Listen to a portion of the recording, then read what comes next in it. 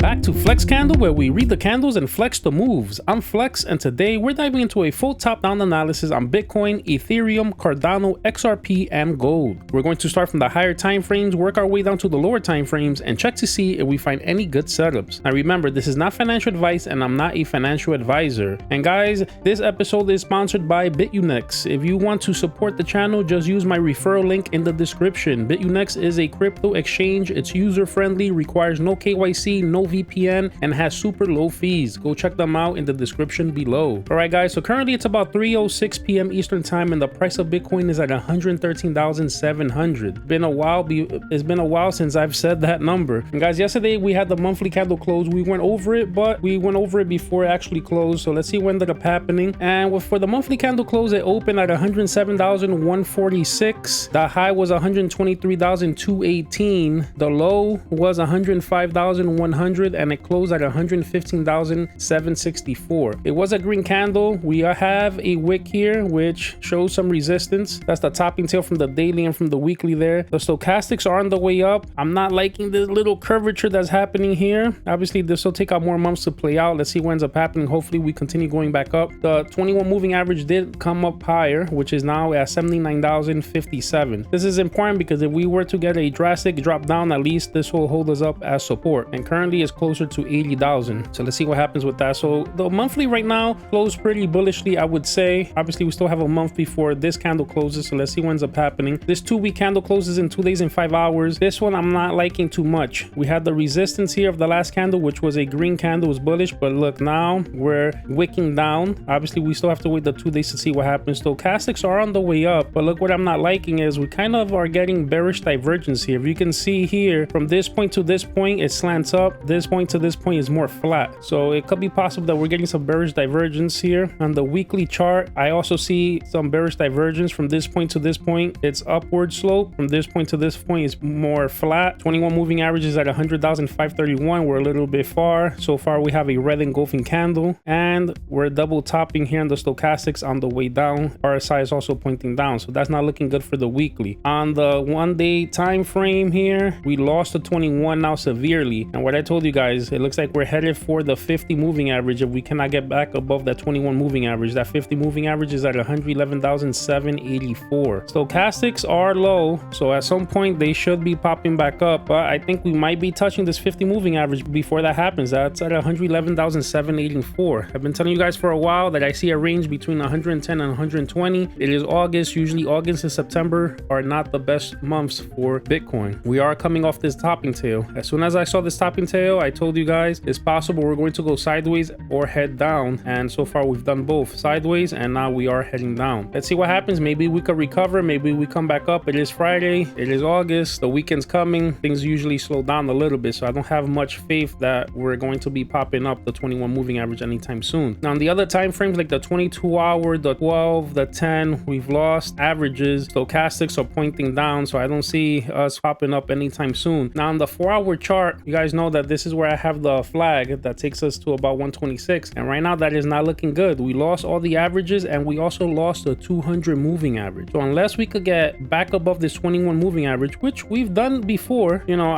that will get me a little bit more bullish. But right now I have to start becoming light bear, and I'm transforming into a bear a little bit because we are losing the 200 moving average. Now I'm gonna give this a chance because we could close a couple of candles underneath and then all of a sudden pop up. But if we can't recover this 200 moving average, I would say by Monday or Tuesday, do see more downside, and possibly August is not going to be that much of a good month. Now since we lost a 4-hour 200 moving average, the next logical step is going to be the 6-hour. That's at 111,714. We lose that. Then it's going to be the 8-hour at 110,304. We lose that. Then it'll be the 10-hour. You guys already know the drill, 110,281. So it's looking like we want to hit 110, 111 around there. On the 1-hour chart, stochastics on the way down. We can't not make it back above the 21 moving average. This is looking bearish. 15-minute chart, we're starting to reset, but we lost all the averages here. Yesterday I left you guys with a possible complex inverted head and shoulder, and it did not work out. This was the possible left shoulder, this was the head, and it looked like the right shoulder was forming, but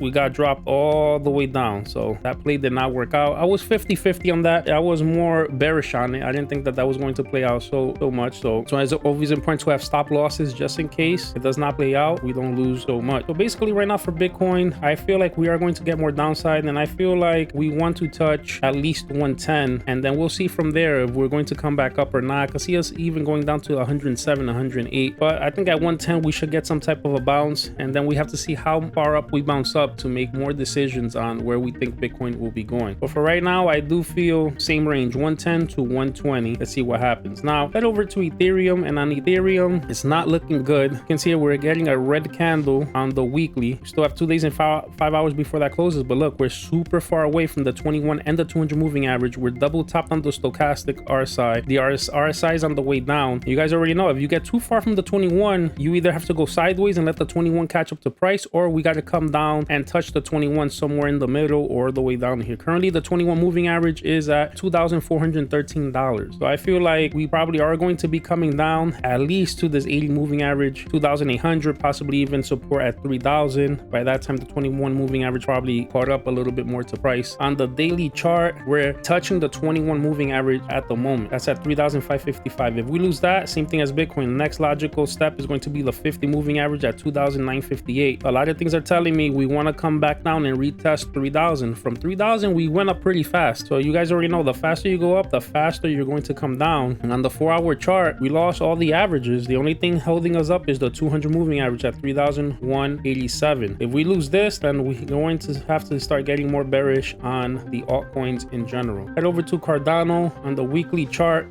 we're above the 21 still. The weekly is starting to get toppy, but we're not up here with a lot of strength. We could lose this at any moment. That's at 68 cents pretty much, and currently the price of Cardano is at 72.7, almost 73 cents. On the daily chart, we already lost the 21 and the 200 moving average. Stochastics are getting low. We're about to come up, but this looks like a head and shoulder pattern, and if that plays out, that probably brings us back down to like 63 cents around there. And Cardano never made a gigantic move. It only made it to 94 cents. I've been having $1.52 as a measured move for a while, and that has not played out. This 4-hour looks like a head and shoulder as well. This does bring us down, so we're already at the 200 moving average here. If we lose this, we definitely have to get more bearish for Cardano. Now in XRP, on the weekly, stochastics are getting toppy. Same type of a deal. We're far away from the 21 moving average, which is at $2.38. It looks like we will be heading down. On the daily chart, we lost the 21 moving average already. So next logical step, 50 moving average at $2.62. And on the 4-hour chart, we lost the 21. All the other averages were bouncing off the 200 moving average at 2,084 cents. XRP was one of the ones that ripped up fairly fast, so that's why we're seeing that we're coming down here. Again, this does also look like a head and shoulder pattern, so this could bring us down probably lower to like 2,050 cents. So you guys already know, if Bitcoin's not doing good, the altcoins probably are not going to be doing that good as well. The last one to look at here is gold. Gold has been going sideways. The stochastics are resetting on the weekly, and we already kind of know if crypto's going down, more than likely gold might come up. I've been telling you guys, I don't see gold making much of a move until sometime in August, and we already bounced up off the weekly 21 moving average here, so this is looking a little bit more bullish. On the daily chart, we're trying to regain the 21 moving average. Stochastics are reset, we're on the way up. And on the 4-hour chart here, we regained the 21 and the 200. We're starting to get a little bit toppy, but gold is starting to look like it's waking up, and my prediction is that we're probably going to break out of this flag sometime now in August. So it's possible that we do break out and hit that 3,700 mark, probably even 4,000. Let's see what's up happening with that. All right guys, so that's the breakdown. If this gave you clarity or a setup to watch, do me a favor, like, drop a comment, subscribe, and if you have a stock or crypto you want me to go over, drop it in the comment section. This is FlexCandle, where we read the candles and flex the moves. Catch you on the next chart.